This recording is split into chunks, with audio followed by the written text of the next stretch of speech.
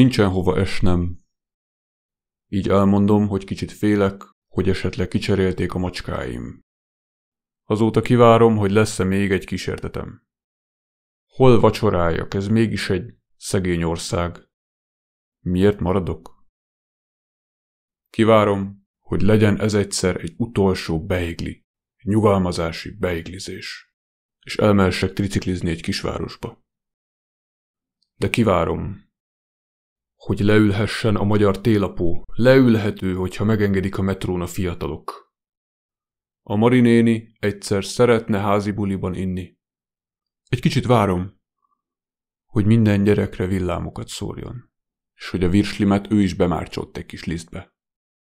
Nem csak a világos zokni nem melegít, hogyha vizes lesz.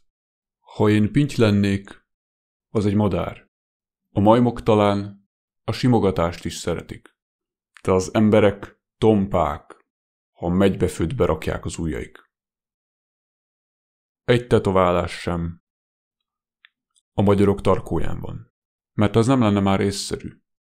Egy tetkó legyen ügyes és bonyolult, a homlokon és bárhol.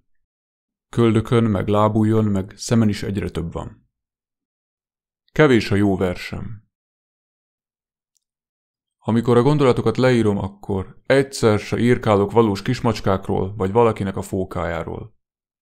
Akkor értheted a világot, ha kis emberek között a magad fokhagymáját aprítod. Hol van az Ildikó? Libamáját eszik teknőből? Hibázhatunk néha mi is.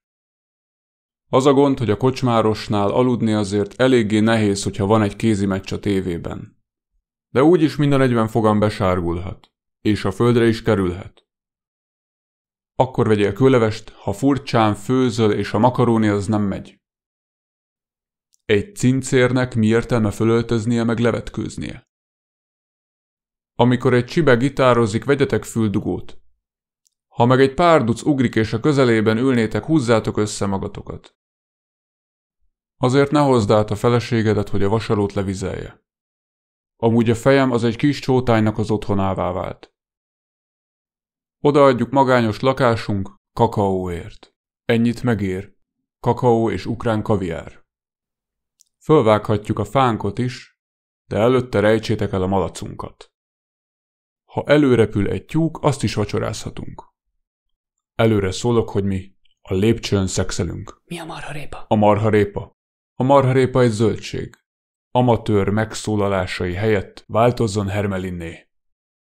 Egy csúnya varjúról mondjak viccet, én értékelném. Ezt még megfontoljuk, csak hogy először meghallgatnátok ezt a székely viccet. Akkor most jöjjön ez a vicc. Egy apuka fekszik, és az asszony főzi a kecskét a kisgyereknek.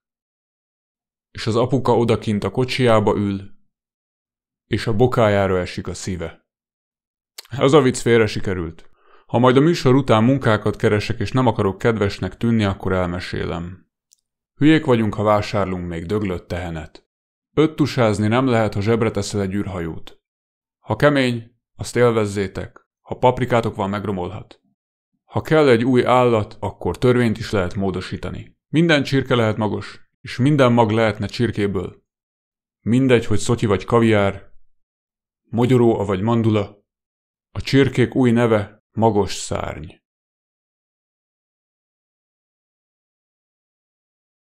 Búcsúzzunk a hivataltól.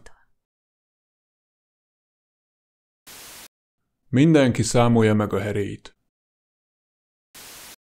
Debrecenbe kéne menni, magos szárnyat kéne venni, csirkepulyka már nem járja, váltsál te is magos szárnyra.